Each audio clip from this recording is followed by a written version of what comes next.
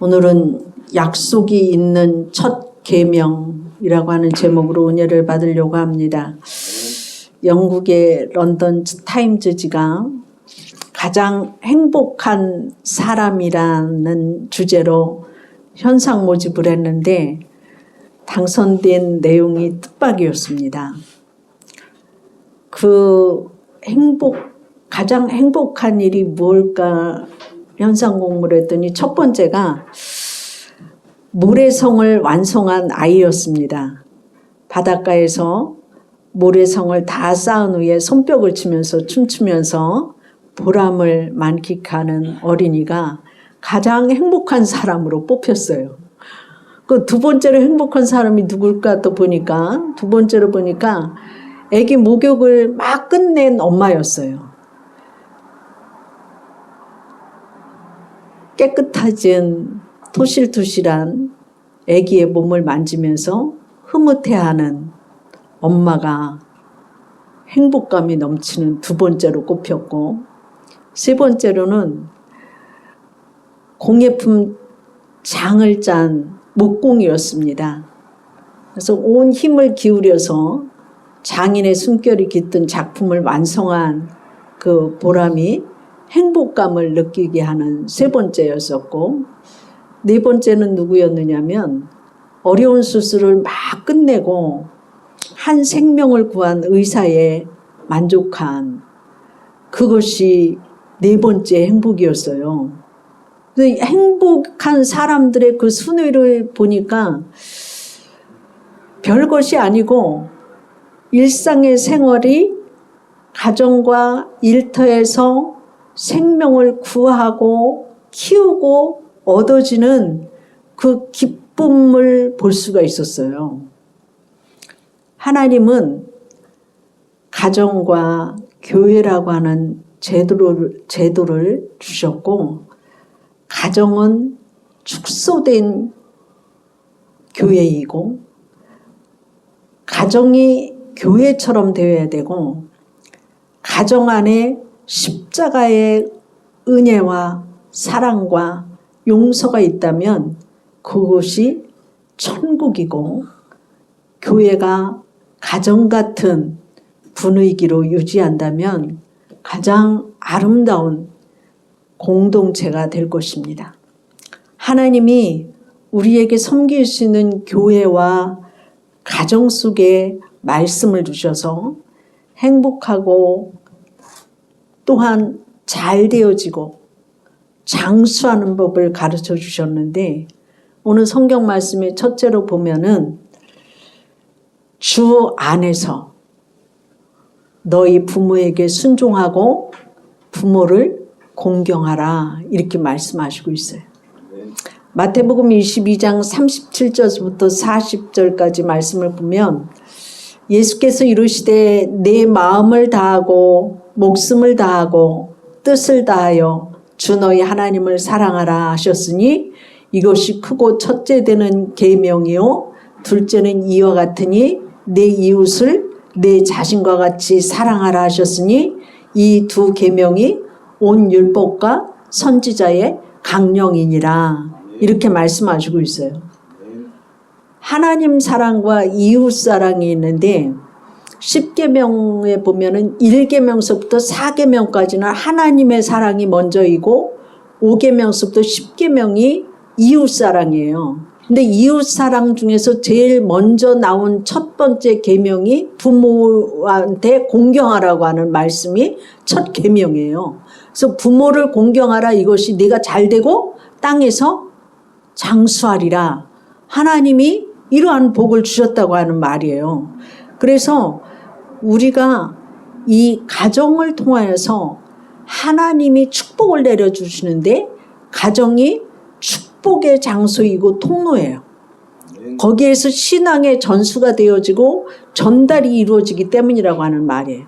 그래서 신앙이 자녀에게 넘어가기 위해서는 부모를 존경하고 공경하고 경외해야 된다고 하는 말씀입니다. 성경을 보면 여러분들이 요셉에 대해서 이렇게 보면 요셉은 어려서부터 아버지의 말씀에 순종을 잘한 것을 볼 수가 있어요. 아버지가 요셉에게 심부름을 보내요. 형들이 양을 치고 있는데 양 치는 곳에 이제 먹을 것을 갖고 형님들이 무사하게 잘 있나 보고 오라는 거예요. 그러니까 요셉이 알겠습니다, 아버지. 제가 형님들한테 가겠습니다. 그래서 아버지가 싸준 떡과 치즈와 먹을 것을 싸갖고 이제 형들이 있는 곳을 찾아갑니다. 이거는 누구나 다 할 수 있어요. 그렇죠? 심부름 시키면, 부모님이 심부름 시키면 할 수 있는 일이잖아요. 근데 그 창세기서 37장에 보면은 아버지 야곱이 바로 요셉에게 심부름을 시키는 그 지역이 어디냐면 세겜이라고 하는 곳에 갔다 오라는 거예요. 그러니까 형들이 양을 치러 간 그 장소가 집에서 헤브론이라고 하는 지역인데 세겜까지 가려고 하면은 80km 정도가 되는 거예요. 그러니까 80km면은 여기서 한 천안 정도, 서울서 천안 정도 가는 정도 되거든요. 근데 지금은 차 타고 가면 금방 가지만 그 옛날에는 차가 없고 지고 나귀 정도 타고 갔을까? 나귀도 없었을 수도 있어요. 근데 그 길이 평길이 아니라 산 꼭대기로 올라가는 거예요. 해발 850m면 등산하는 것도 어렵거든요. 근데 그 850의 그 고지를 80km를 아버지 심부름을 하러 그곳에 갔어요. 몇 날 며칠을 걸어서 갔겠죠. 그런데 가서 보니까 형들이 없는 거예요. 양이고 뭐고 아무것도 없는 거예요. 그러니까 요셉이 속으로 그렇게 생각할 수도 있어요. 아버지는 왜 오면은 만나지도 못할 형들을 이렇게 먼 곳까지 심부름을 시키고 허탕치고 있어. 뭐 허탕치게 했어. 뭐 이럴 수도 있지만 그 이제 형들이 없지만 형들한테 잘 보고 오라고 했으니까 형들이 잘 있나 보고 오라고 그랬으니까 그 요셉이는 아무리 찾아도 형들이 없으니까 다른 사람들한테 우리 형을 찾으러 왔는데 형들이 없다고.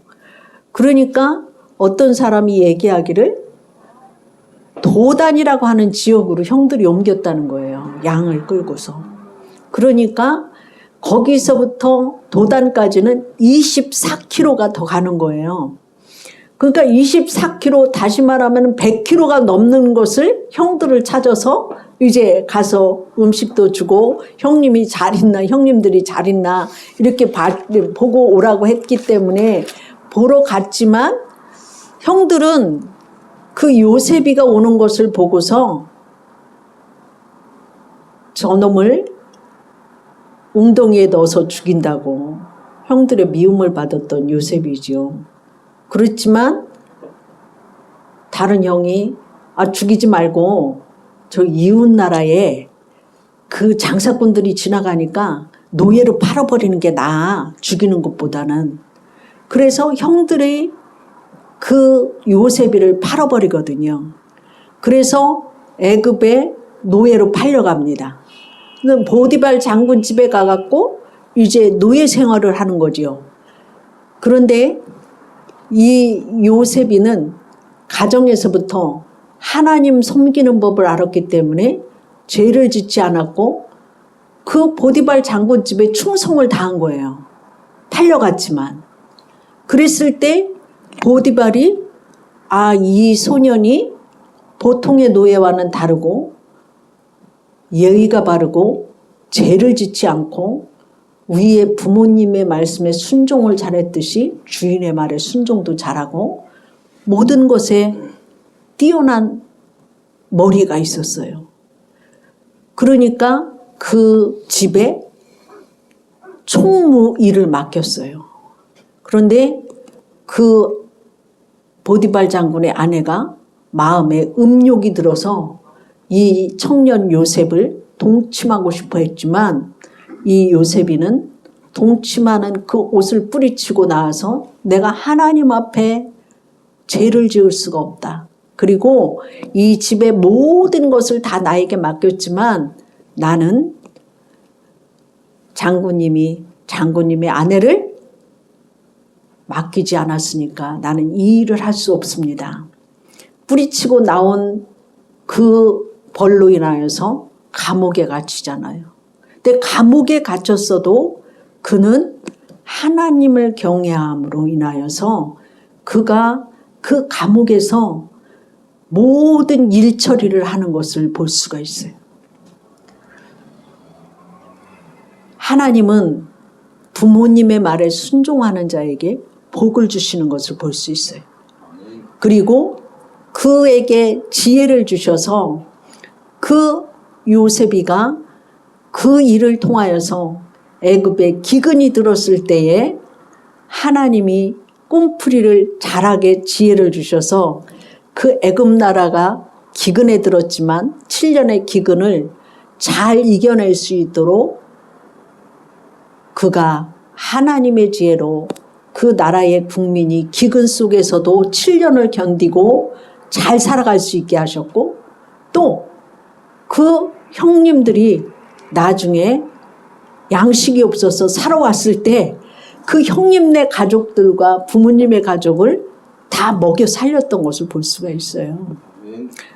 우리는 부모에게 순종할 때 하나님께서 주시는 축복도 있고 지혜도 있고 예의가 있고 일을 잘 배움으로 인하여서 가정에서부터 일에서부터 하나님의 나라에 이르기까지 도와주시는 것을 볼 수가 있어요. 이것이 내가 잘되고 땅에서 장수하리라. 잘되는 축복을 하나님이 주시는 것을 볼 수가 있어요. 그래서 우리는 부모의 말에 순종해야 되고 공경을 잘해야 돼요. 부모님 공경을 잘해야 돼요. 네. 그리고 또 오늘 말씀해 보면 부모는 자녀에게 주의 교훈과 훈계로 양육하라고 말씀하시고 있어요. 우리나라가 굉장히 가난했지만 복음이 들어오면서 세계 10대 강국 안에 들어갔어요. 그 중심에는 어머니들의 눈물 어린 기도가 있었다고 하는 사실이에요. 새벽을 깨워서 기도했고 말씀으로 자녀들을 양육하여서 키워냈던 것을 볼 수가 있어요. 주의 말씀으로 우리가 자녀들을 훈계를 해야 되고 양육을 시키기 위해서 성경에서 보면 여러분이 잘 알다시피 사무엘이 나와요. 사무엘. 그렇죠? 사무엘의 어머니의 이름이 누구예요? 한나죠. 근데 한나가 결혼했는데 아기를 못 낳으니까 남편이 다른 여자를 봐서 아기를 낳았어요. 근데 아기를 낳은 것까지는 좋은데 항상 이 한나를 보면 기분 나쁜 말을 꼭 했어요. 그러니까 이 한나는 다른 여자하고 싸울 수밖에 없는 환경이었지만 그가 사람하고 싸우지 않고 어디로 올라갔어요? 하나님 앞에 올라갔어요. 하나님 앞에 자기의 모든 심정을 통해가면서 기도했던 것을 볼 수 있잖아요. 하나님께서 그에게 아들 사무엘을 주었을 때 사무엘을 젖을 떼자마자 하나님의 성전에 드렸던 것을 볼 수가 있어요. 하나님의 성전에서 기도하고 말씀으로 자라나게 했던 것을 볼 수가 있어요. 그랬을 때에 그 한나의 기도를 통하여서 그 나라가 엘리 제사장이 눈이 어두워지고 영적으로 곤핍한 그 시대에 사무엘이 하나님의 음성을 듣고 백성들에게 말씀을 증거해 줌으로 인하여서 그 나라를 구해내는 일을 했던 것을 볼 수가 있습니다. 한 가정에서부터 일을 시작하신 하나님이시고 한 가정에서 출발해서 한 나라를 살리고 한 시대를 살리는 것을 볼 수가 있습니다. 이것은 바로 하나님의 말씀의 양육으로 훈계로 키웠기 때문이고 기도로 키웠기 때문이라고 하는 사실이죠. 우리가 한 가정 안에서 말씀으로 기도로 여러분들이 살아내기를 주의 이름으로 축원합니다. 출애굽기서 19장 5절부터 6절 말씀에 보면 세계가 다 내게 속하였으니 너희가 내 말을 잘 듣고 내 언약을 지키면 너희는 모든 민족 중에서 내 소유가 되겠고 너희는 내게 대하여 제사장 나라가 되며 거룩한 백성이 되리라. 너는 이 말을 이스라엘 자손에게 전할지니라. 이렇게 말씀하시고 있습니다. 하나님께서 우리의 가정이 거룩한 가정이 되어지고 또한 나라를 거룩한 나라로 세우시기를 원하시고 거룩한 하나님의 백성으로 만들어 가시는 속에서 예배가 있어야 되고 거룩한 삶이 있어야 되고 하나님의 사랑과 이웃사랑으로 하나님의 뜻을 이루어 가신다고 하는 사실입니다. 우리가 주 안에서 부모에게 순종하고 공경하는 삶을 살고 자녀를 주의 교양과 훈계로 양육하여 하나님이 귀히 쓰는 자녀들이 되며 여러분 가정이 잘 되고 장수하여서 하나님의 축복으로 사는 아름다운 가정들이 되기를 주의 이름으로 축원합니다. 기도하겠습니다. 만복의 근원이 되신 우리 아버지 하나님 감사드립니다. 하나님 복의 근원으로 우리 하나님께서 말씀을 주셔서 우리들로 하여금 약속이 있는 첫 계명인 부모를 공경하며 자녀들이 주의 교양과 훈계로 살아갈 수 있도록 우리들에게 귀한 사명 주셨사오니 하나님 우리의 가정이 거룩한 나라의 제사장의 직분을 감당하는 가정 되어지게 하여 주시옵시고 아버지 부모가 되어지게 하여 주시고 자녀들이 되어질 수 있도록 축복하여 주시옵소서. 특별히 우리 교회 가정들을 통하여서 각 가정마다 하나님의 축복의 통로로 쓰임받게 하여 주시옵시고 축복의 말씀으로 저들의 삶을 살아낼 수 있게 하여 주시어서 아버지의 뜻을 이루어드릴 수 있는 귀한 가정들 되어질 수 있도록 축복하여 주시옵소서. 감사하며 예수님 이름으로 기도드립니다. 아멘.